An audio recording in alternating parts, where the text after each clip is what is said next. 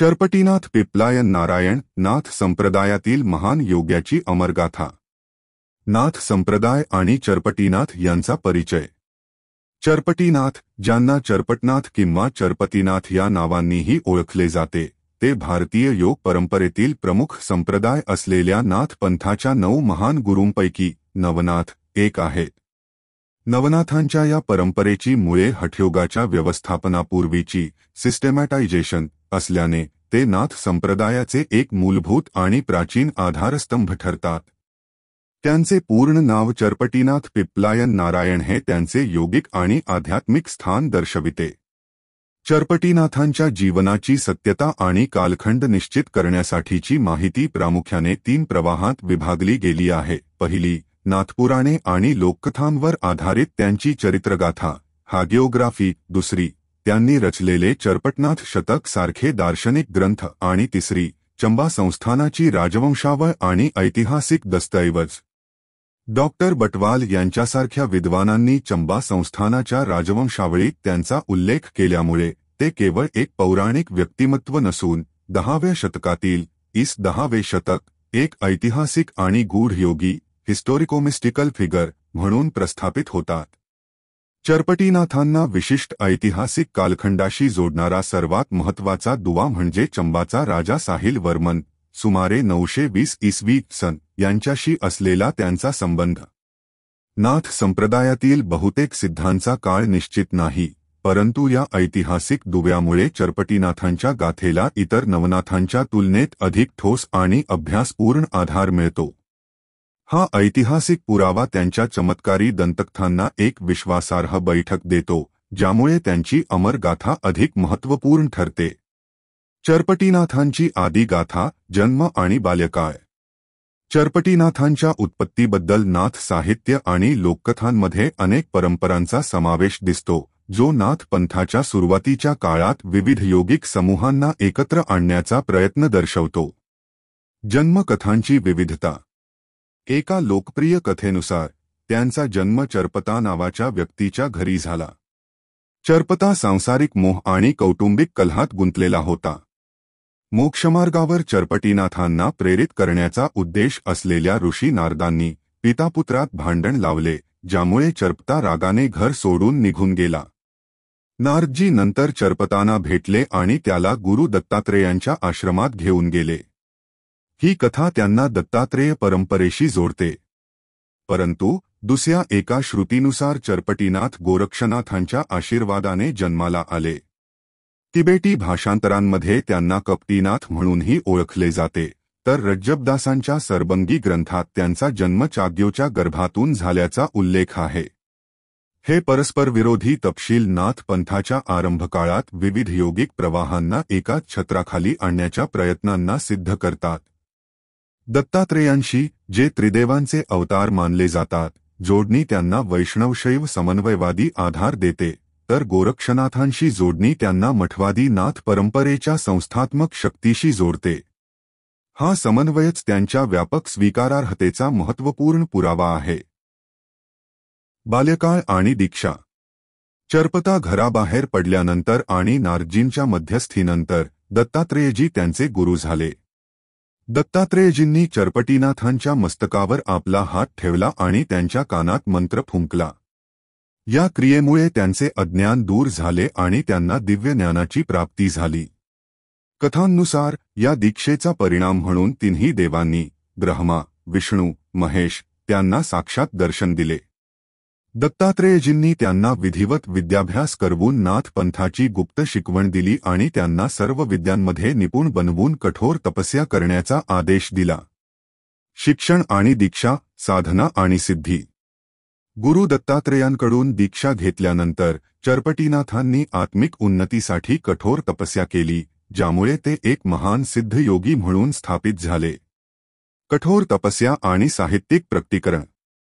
गुरूंच्या आज्ञेचे पालन करत चरपटीनाथांनी नाग अश्वत्थ नावाच्या ठिकाणी 12 वर्षे घोर तपस्या केली। तपस्येच्या काळात त्यांनी आपल्या योगिक अनुभूती व्यक्त करणारी सामवरी कविता रचली आणि सर्व देवतांकडून आशीर्वाद प्राप्त केला। 12 वर्षांची तपस्या आणि सांवरी कविताची रचना हे दर्शवते की नाथ योगी केवळ साधनेतच नव्हे तर आपल्या गूढ योगिक अनुभूती लोकभाषा किंवा संध्याभाषेच्या माध्यमातून व्यक्त करणारे कवी आणि लेखक देखील होते. या परंपरेने गूढ तत्वज्ञान साहित्याद्वारे सामान्य लोकांपर्यंत पोहोचवले, ज्याचा ठसा नंतरच्या निर्गुण भक्ती संतांवर स्पष्टपणे दिसतो. तपस्या पूर्ण झाल्यावर त्यांनी तीर्थयात्रा सुरू केली, ज्यात गिरनार पर्वत, जगन्नाथ धाम आणि काशीजी यांसारख्या प्रमुख तीर्थक्षेत्रांचा समावेश होता. प्रमुख रचना. चरपटीनाथांचा दार्शनिक वारसा प्रामुख्याने त्यांच्या चरपटनाथ शतक, ज्याला चरपती सब्जी असेही म्हणतात, या ग्रंथात सामावलेला आहे. हा ग्रंथ त्यांच्या योगिक शिकवणींचा मूळ आधार आहे. या रचनेमुळे ते साहित्यिक सिद्धांच्या श्रेणीतही गणले गेले. योग दर्शन आणि आध्यात्मिक पथ. चरपटीनाथांचे योग दर्शन हठयोगाच्या तांत्रिक गुंतागुंतीतून वर उठून वैराग्य, आंतरिक भावना आणि दांभिकतेचा त्याग यावर केंद्रित होते. चरपटनाथ शतकचा केंद्रीय संदेश. चरपटनाथ शतक हे केवळ हठयोगाच्या शारीरिक अभ्यासावर केंद्रित नाही. त्याऐवजी त्याचा मूळ उद्देश वेगवेगळ्या प्रकारच्या लोकांना आळस आणि पाखंड सोडून आपल्या परमात्मा, सर्वोच्च आत्मा कडे वळण्यासाठी प्रेरित करणे आहे. त्यांचे तत्वज्ञान संसाराच्या नश्वरतेवर तीव्र भर देते, जिथे ते विचारतात, मी कोण आहे आणि तू कोण आहेस? आपण या दुःखात कसे गुंतलो? माझी आई कोण आहे आणि माझे वडील कोण? अशा चिंतनातून योगी हे जाणतो की या संसारातील क्रियाकलाप केवळ वाहून जाणाऱ्या स्वप्नांसारखे आहेत. व्यावहारिक अद्वैत योग. चरपटीनाथांनी गृहस्थ जीवनातील मोह, संपत्ती आणि कौटुंबिक बंधनांना स्वप्नांसारखे सांगितले.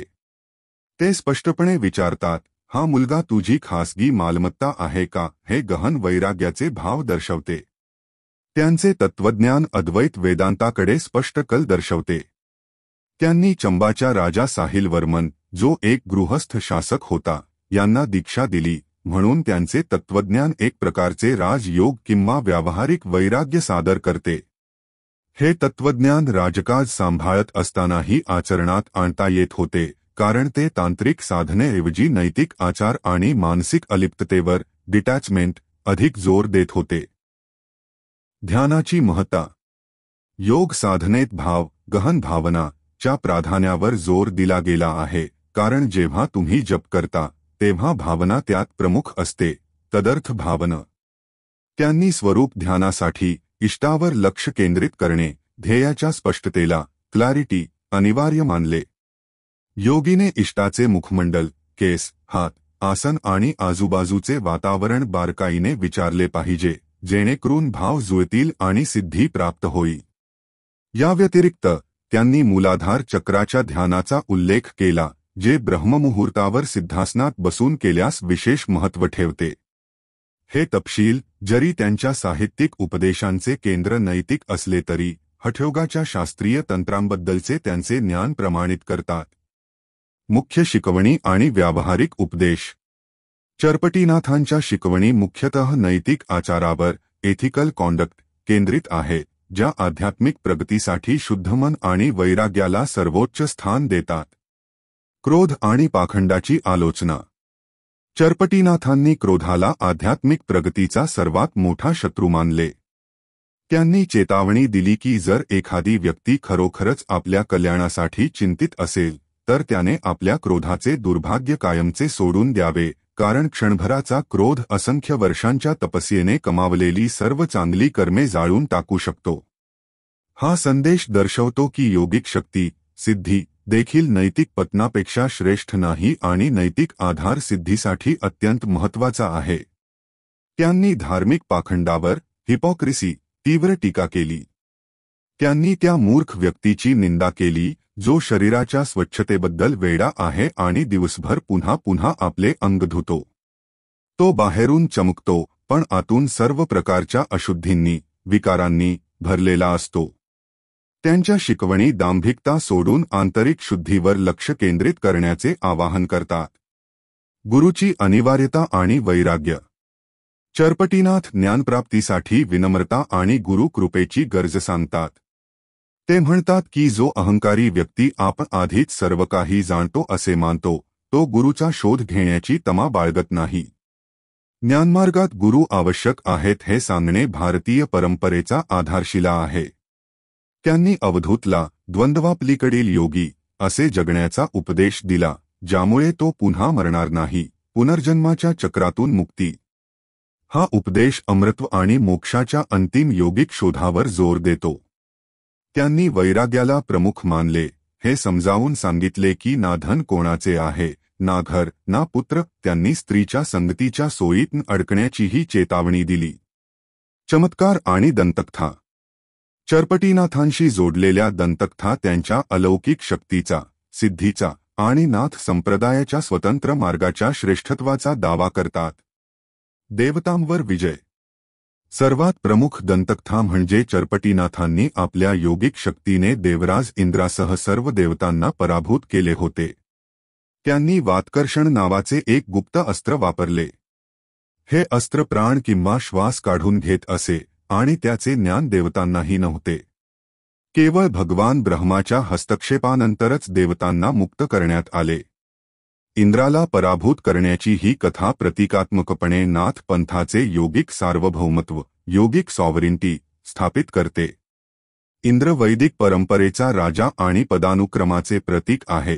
त्याला योगाच्या गुप्त शक्तीने, प्राणायामावर पूर्ण नियंत्रण हरवणे हे दर्शवते की आंतरिक योगिक ज्ञान आणि सिद्धी बाह्य धार्मिक किंवा पारंपरिक शक्तीपेक्षा कितीतरी अधिक शक्तिशाली आहे.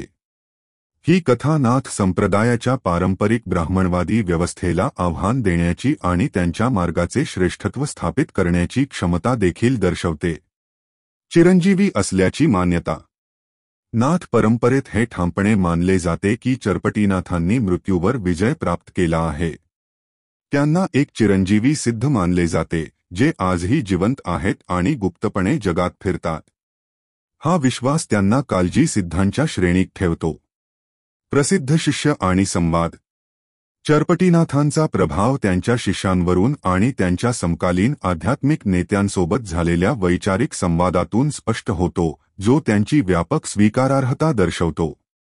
ऐतिहासिक शिष्य राजा साहिल वर्मन, चंबा. चरपटीनाथांचे सर्वात महत्त्वाचे आणि ऐतिहासिकदृष्ट्या समर्थित शिष्य चंबाचे राजा साहिल वर्मन होते, ज्यांनी सुमारे 920 मध्ये राज्य केले. चरपटीनाथ त्यांचे राजगुरू आणि आध्यात्मिक उपदेशक होते. स्थानिक आख्यायिकांनुसार जेव्हा चरपटीनाथ 84 सिद्धांसह भरमौरमध्ये होते, तेव्हा त्यांनी निःसंतान राजा साहिल वर्मन यांना 10 पुत्र आणि एका कन्येचे वरदान दिले होते. हे वरदान यशस्वी झाल्यावर राजाने चरपटीनाथांना आपले गुरु म्हणून स्वीकारले. राजा साहिल वर्मन यांच्या जीवनात आणि राज्यकारभारात चरपटीनाथांची भूमिका असल्यामुळे ते राजकीय आणि दार्शनिक समन्वयक म्हणून स्थापित झाले. राजाला दीक्षा देणे हे नाथांचे राजकीय संरक्षण आणि प्रभाव दर्शवते, तर राजघराण्याला वरदान देणे हे त्या काळातील समाजात एका योग्याच्या शक्तीचे सर्वोच्च प्रदर्शन मानले जात होते. गुरु नानक देवजी यांच्यासोबत सिद्ध गोष्टी. चरपटीनाथांचे महत्त्व शतकानुशतके टिकून राहिले. शीख धर्माच्या पवित्र ग्रंथात संकलित केलेल्या सिद्ध गोष्टीमध्ये त्यांचा उल्लेख एक अग्रगण्य सिद्ध चरपट अब लोहारी पा म्हणून केला गेला आहे. ही गोष्टी गुरु नानक साहिब आणि नाथ सिद्धांमध्ये झालेला एक गहन दार्शनिक संवाद होता. या संवादाचा मुख्य उद्देश आत्मिक शोध होता, कोणत्याही प्रकारचा वाद नव्हे. सिद्ध गोष्टीमधील त्यांची उपस्थिती हे दर्शवते की 15व्या-16व्या शतकापर्यंतही जेव्हा गुरु नानक देवजी सक्रिय होते, नाथ परंपरेच्या प्रमुख सिद्धांमध्ये त्यांचे नाव आदराने घेतले जात होते. हा आंतरधार्मिक संवाद नाथ आणि शीख परंपरेतील महत्त्वपूर्ण वैचारिक देवाणघेवाणीचा पुरावा आहे आणि चरपटीनाथांना धार्मिक सलोख्याचे प्रतीक म्हणून स्थापित करतो. पूजास्थळे आणि नाथ संप्रदायातील योगदान. चरपटीनाथांची आध्यात्मिक आणि राजकीय शक्ती आजही चंबा प्रदेशातील संस्कृती आणि विधींमध्ये जिवंत आहे. चंबातील प्रमुख पूजास्थळे. चरपटीनाथांशी जोडलेली 3 प्रमुख पारंपरिक ठिकाणे आहेत. भरमौरमधील 84 सिद्ध मंदिर राजा साहिल वर्मन यांनी कुरुक्षेत्रावरून मणिमहेशच्या यात्रेवर आलेल्या 84 सिद्धांच्या सन्मानार्थ हे मंदिर बांधले असे मानले जाते। हे मंदिर शिव आणि शक्तीला समर्पित आहे आणि मणिमहेश तलावाची तीर्थयात्रा या मंदिराच्या दर्शनाशिवाय अपूर्ण मानली जाते।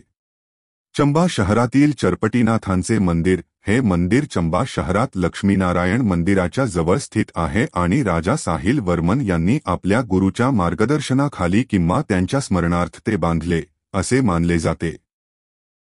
चिरस्थायी विधी आणि संस्थात्मक नियंत्रण। चंबा राज्यावर सिद्ध चरपटीनाथांच्या सर्वोच्च आध्यात्मिक अधिकाराला आजही वार्षिक विधींच्या माध्यमातून मान्यता दिली जाते। चरपटीनाथ मंदिर आणि 84 मंदिरांभोवती केंद्रित असलेल्या वार्षिक मिरवणुकीत एका विशेष परंपरेचे पालन केले जाते। चंबाचा राजा किंवा त्याचे प्रतिनिधी विशेष डिझाईनची चांदीच्या पन्नीने गुंडाळलेली लाकडी छडी चरी चरपटीनाथ मंदिराच्या पुजाऱ्यांना सोपवतात। चरी सोपवण्याची ही परंपरा एक औपचारिक आणि संस्थात्मक पद्धत आहे, ज्याद्वारे राजसत्ता टेम्परल पॉवर आध्यात्मिक सत्तेप्रती चारपटनतज ऑथॉरिटी आपली अधीनता व्यक्त करते। हे संस्थात्मक नियंत्रण सुनिश्चित करते की राजा आणि राज्य योग्याच्या नैतिक आणि आध्यात्मिक मार्गदर्शनाशी बांधलेले राहतील। स्थानिक क्रीडा संघही स्पर्धांपूर्वी चरपटीनाथांचा आशीर्वाद घेतात आणि जिंकल्यानंतरही त्यांचा आशीर्वाद घेण्यासाठी परत येतात। हे दर्शवते की त्यांचा वारसा लोकजीवनाच्या प्रत्येक पैलूमध्ये समाविष्ट आहे। चंबा राज्याच्या इतिहासात चरपटीनाथांची भूमिका अत्यंत महत्त्वपूर्ण होती, ज्यामुळे त्यांना राजकीय आणि सामाजिक शक्तीच्या केंद्रस्थानी स्थान मिळाले। सुमारे 920 मध्ये राजा साहिल वर्मन यांच्या कारकिर्दीत चरपटीनाथांचा ऐतिहासिक आणि सांस्कृतिक प्रभाव स्पष्टपणे दिसतो। राजवंशावळीत उल्लेख आहे की राजाने भरमौरहून राजधानी बदलून चंबा नगरची स्थापना केली आणि या बदलामागे चरपटीनाथांचे आशीर्वाद आणि मार्गदर्शन निर्णायक ठरले। भरमौरच्या प्रसिद्ध 84 मंदिराच्या आख्यायिकानुसार चरपटीनाथांनी राजाला 10 पुत्र आणि एका कन्येचे वरदान दिले, ज्यामुळे राजवंशाची निरंतरता आणि स्थायित्व सुनिश्चित झाले। अशा प्रकारे चरपटीनाथ केवळ आध्यात्मिक गुरूच नव्हे, तर राज्याच्या संस्थापक प्रेरणेचे केंद्र बनले। आजही चंबाच्या परंपरांमध्ये त्यांचा प्रभाव जिवंत आहे, विशेषतः वार्षिक चरी छडी सोपवण्याच्या अनुष्ठानात, जिथे स्थानिक शासक आणि क्रीडा पथके त्यांचा आशीर्वाद घेतात। ही परंपरा चरपटीनाथांच्या सर्वोच्च आध्यात्मिक अधिकाराचे आणि नाथ पंथाला मिळालेल्या राजकीय संरक्षणाचे प्रतीक आहे, जी चंबाच्या सांस्कृतिक ओळखीचा अविभाज्य भाग बनली आहे। भारतीय संस्कृतीवर प्रभाव। चरपटीनाथ आणि नाथ संप्रदायाने भारतीय संस्कृतीला एक मूलभूतपणे प्रगतिशील आधार दिला, ज्याने शतकानुशतके चालत आलेल्या सामाजिक रूढींना आव्हान दिले। सामाजिक आणि धार्मिक परिवर्तन। नाथ पंथाने, ज्यात चरपटीनाथ प्रमुख सिद्ध होते, सनातन धर्माच्या गुंतागुंतीच्या सामाजिक संरचनेमुळे आणि जातीगत बंधना असूनही समाजात व्यापक स्वीकारार्हता मिळवली। या पंथाने लोकांना मोठ्या बंधनातून मुक्त होऊन ईश्वरापर्यंत पोहोचण्याचा एक साधा आणि सरळ मार्ग सुचवला, जो जातीगत सीमा तोडणारा होता। नाथ पंथ सार्वभौम शिवाच्या सत्तेला लोक रूपात कायम ठेवण्याचा मार्ग आहे। चरपटीनाथांचे चंबासारख्या महत्त्वपूर्ण राज्याचे राजगुरू असणे हे या लोकव्यापीकरणाचे एक उत्कृष्ट उदाहरण आहे, जिथे राजेशाहीनेही हा जातीमुक्त आध्यात्मिक मार्ग स्वीकारला। अशा प्रकारे चरपटीनाथ आणि इतर नाथांनी मध्ययुगात उत्तर भारतीय संस्कृतीला एक प्रगतिशील, जातीमुक्त आधार प्रदान करण्यात महत्त्वपूर्ण भूमिका बजावली, ज्यामुळे नंतर कबीरसारख्या निर्गुण भक्ती संतांसाठी वैचारिक मार्ग मोकळा झाला। आधुनिक महत्त्व आणि प्रासंगिकता। चरपटीनाथांच्या शिकवणी आजच्या समकालीन समाजासाठीही गहन नैतिक आणि आध्यात्मिक मार्गदर्शन देतात, जे कालातीत नैतिक मार्गदर्शनाचे टाइमलेस एथिकल गाईडन्स उदाहरण आहे। मानसिक आरोग्य आणि भावनात्मक बुद्धिमत्ता।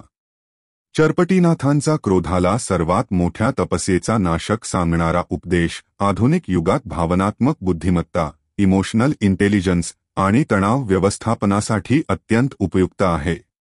तो शिकवतो की आंतरिक शांती आणि मानसिक स्थिरता हाच खरी आध्यात्मिक प्रगतीचा आधार आहे। त्यांच्या शिकवणींचे केंद्रबिंदू का योगमार्गात प्रगती करत नाही. कोठे आळसात हरवला आहेस हा आधुनिक मानवाच्या लक्ष्यहीनतेवर आणि मानसिक निष्क्रियतेवर केलेला थेट प्रहार आहे. उपभोक्तावाद आणि पाखंडाची आलोचना. त्यांच्या शिकवणी बाह्य दिखावा आणि दांभिकतेची तीव्र आलोचना करतात. आधुनिक समाज जो उपभोक्तावाद आणि वरवरच्यापणाने सुपरफिशियलिटी ग्रस्त आहे, जिथे लोक आंतरिक मूल्यांपेक्षा बाह्य प्रतिमेला प्राधान्य देतात, त्यांच्या उपदेशांमधून मार्गदर्शन घेऊ शकतो. मोह, संपत्ती आणि कौटुंबिक मालकीचा त्याग करण्यावर त्यांचा भर आधुनिक भौतिकवादी जीवनशैलीसाठी एक शक्तिशाली आध्यात्मिक प्रतिरोध रेजिस्टन्स सादर करतो. नेतृत्वातील नैतिकता. राजा साहिल वर्मनचे राजगुरू म्हणून त्यांची भूमिका आधुनिक नेतृत्व आणि शासनामध्ये आध्यात्मिक नैतिकतेच्या समावेशाचे उत्कृष्ट उदाहरण आहे. ती शिकवते की सत्तेत असतानाही मोह, अहंकार आणि क्रोधाचा त्याग कसा करायचा. त्यांचे तत्त्वज्ञान आधुनिक योगी किंवा आध्यात्मिक साधकाला अत्यंत तांत्रिक हठयोगाऐवजी नैतिक आणि मानसिक स्थिरता प्राधान्य देण्यासाठी प्रेरित करते, जो आत्मसाक्षात्काराचा सर्वात सरळ मार्ग आहे. निष्कर्ष. महायोगी चरपटीनाथ पिप्लायन नारायण यांचे जीवन भारतीय अध्यात्माच्या इतिहासातील एक महत्त्वाचे प्रकरण आहे. ते नवनाथांमध्ये अशा सिद्धांच्या रूपात प्रतिष्ठित आहेत ज्यांचे अस्तित्व चमत्कारी कथा, देवांवर विजय आणि ठोस ऐतिहासिक पुराव्यांचा चंबा राज्याच्या संस्थापकाशी जोडणी एक दुर्मिळ संगम आहे. त्यांनी नाथ परंपरेला केवळ तांत्रिक हठयोगाचा मार्गच दिला नाही, तर एक व्यावहारिक, नैतिक आणि अद्वैतवादी तत्त्वज्ञान दिले, जे चरपटनाथ शतकच्या माध्यमातून शतकानुशतके लोकांना प्रेरित करत राहिले. चंबाचे राजा साहिल वर्मन यांचे राजगुरू म्हणून त्यांची भूमिका त्यांना एक आध्यात्मिक सार्वभौमत्व प्रदान करते, ज्याचे प्रतीक चरी सोपवण्याचा विधी आजही त्यांची चिरस्थायी उपस्थिती प्रमाणित करतो. चरपटीनाथांची अमर गाथा वैराग्य, आंतरिक शुद्धी, अहंकाराचा त्याग आणि गुरुकृपेच्या महत्त्वाला अधोरेखित करते, जी केवळ योग साधकांसाठीच नव्हे, तर आधुनिक समाजातील प्रत्येक व्यक्तीसाठी प्रेरणास्रोत बनलेली आहे.